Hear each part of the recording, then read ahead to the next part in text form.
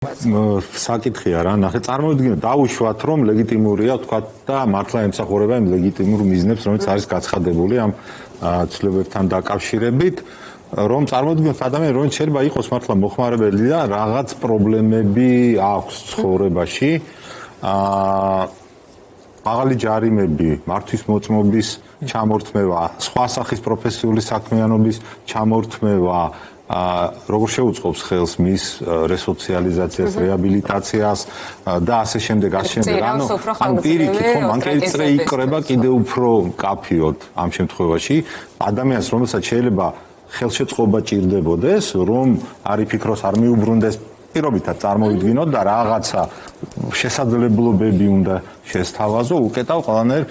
თუ ადამიანის თანაცვლების პროგრამაშია ჩართული, მას ხო შეუძლია რომ მანქანისტარების უფლება კონდეს და მის სხეულში არსებული ნარკოტიკული საშუალების რაღაც დოზა გამართლდეს იმით, რომ ანუ აქ ხომ საუბარია უკანონო მოხმარებაზე, ეგ იმის მიერ დანიშნული ნარკოტიკი არ ითვლება უკანონო. ხო, ამას გულისხმობ, იმიტომ რომ შეიძლება აი ეს იქნება გამოსავალი ბევრი ადამიანისთვის, შეიძლება ვისაც შეიძლება არ ჩნდებოდეს ჩართვა და ჩაერთოს. ხო, ხო, მეტადონი თუ სხვა რაღაცა მოიხმარა, მეტადონის გვერდით, ხო, ანუ რამე თუ მოიხმარა, მაშინ ეს მეტადონის პროგრამაში ყოფნა ვერ დაიცავს. რესურსებთან დაკავშირებით დავამატებ, რამდენად შეძლებენ ბევრი ადამიანის გადაყვანას, იციან როგორ გააკეთონ ის, ნუ მოხდება გადამისამართება ამ რესურსების, აქვთ გამოცდილება, გურამ თქვა, რომ ხო, ანუ 2013-ში, როდესაც ქართული ოცნება მოვიდა ხელისუფლებაში, 2013-ში 60,000 ადამიანი გადაიყვანეს ნარკოლოგიურ ტესტირებაზე. მას შემდეგ მკვეთრად შემცირდა ყოველწლიური რაოდენობა და შარშან 6,000 იყო თუ არ ვცდები, ანუ არჯერ ნაკლები. ანუ იციან როგორ შეიძლება ამის კეთება, მით უმეტეს პროცედურა გამარტივდა და პრობლემის გარშე გაუმკლავდებიან ამ. ხო, აი პოპულისტურად, პოლიტიკურად როცა ამბობენ, რომ უნდა გავამკაცროთ ნარკოტიკთან დაკავშირებული კანონმდებლობა, ავტომატურად არგამენ იმას, რომ ეს შეამცირებს მოხმარებას, მაგრამ გვაქვს მრავალდღიანი გამოცდილება მათ შორის ჩვენ ხომ უამრავი ქვეყნის, მათ შორის საქართველოს გავიარეთ 20 წლის წინ ეს გავაკეთეთ, არაფერი სასიკეთო არ მოიტანა ამან, არაფერი არ შემცირდა, გაიზარდა პოპულაცია, ციხის, გაიზარდა რაღაც სოციოეკონომიკურად გაჭირვებული ადამიანების რაოდენობა, ნასამართლები ადამიანების რაოდენობა, მეტი შედეგი ამ რეპრესიებმა ვერ მოიტანა და საქართველოს და უამრავი სხვა ქვეყანა არის ძალიან ნათელი მაგალითი. ამიტომ ნამდვილად არაფრის შემცირებას და ნარკო სიტუაციის გაუმჯობესებას ეს ცვლილებები არ და ვერ ემსახურება. ეს დასაქმების კუთხით სანქციებიც კიდე რაც მოყვება, კიდე ერთხელ რაღაც მომხმარებლის მიმართ რეპრესიული ნაბიჯი არის თავისი შინაარსით და ამაზე რომ ვისაუბროთ ბატონ დავით რა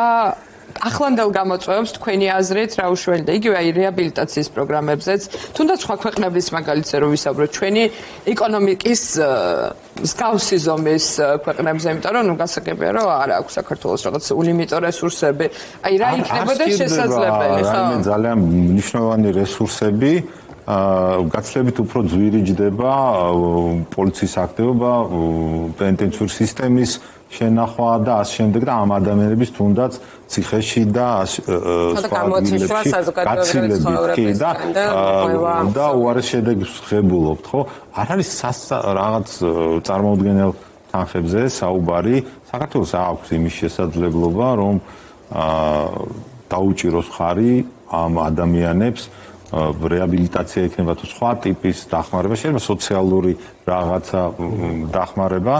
თუ ჩვენ გვინდა შევამციროთ მოხმარებელთა რაოდენობა ამ ამოცანიდან ამოვიდა პირველი ეს უნდა იყოს რომ ახალგაზრდებს ვასწავლოთ როგორ არ შეუერთდნენ მოხმარებელთა პოპულაციას მეორე ვინც უკვე არის პრობლემით მათ მივცეთ შესაძლებლობა იმისა რომ დააღწიონ და ამ ჯგუფს გამოეთიშოს ხო არც ერთ ამ აქტივობას არ ემსახურება. როცა არსებობს წარმატებული კერძო კომპანიების შემთხვევების, ნუ რომელიც ძალიან ძვირია, ხო? გასაგებია, მაგრამ არის ძალიან წარმატებული და ჩვენ საქართველოში ხო, რომელსაც აქვს ძალიან კარგი შედეგები.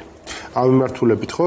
შეიძლება ეს სამოდელო მაგალითადად იქცეს ანუ სახელმწიფოს არ ჭირდება ამ შემთხვევაში რაღაც გამოგონება მას ჭირდება რომ რესურსები მიმართოს და ეს გახადოს ხელმისაწვდომი გააფართოს უფრო მეტად ხო ეს ფართო საქველმოქმედო კამპანიების ნაწილი შეიძლება იყოს ბუნებრივად სახელმწიფოს მონაწილეობით მაგრამ ეს ხო პრობლემაა რომელიც ახლა ბევრს ეხება შესაბამისად ძალიან ეროვნულ ამოცანად შეიძლება აქციო თუ მოინდომებ როცა ხელისუფლებაში ხარ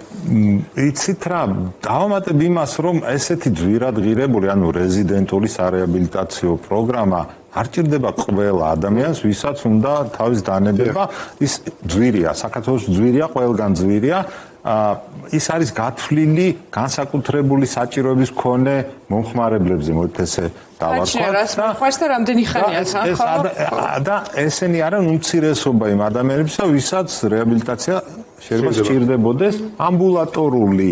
outpatient ჭირდება მნიშვნელოვნად უფრო იაფი და შესაძლოა ძალიან სწრაფად აეწყოს სისტემა, რომელიც ათასობით ადამიანს ამ დახმარებას შესთავაზებს. ვისაც განსაკუთრებული პრობლემები ექნება, მათთვის კი ბატონო რეზიდენტული პროგრამა უფრო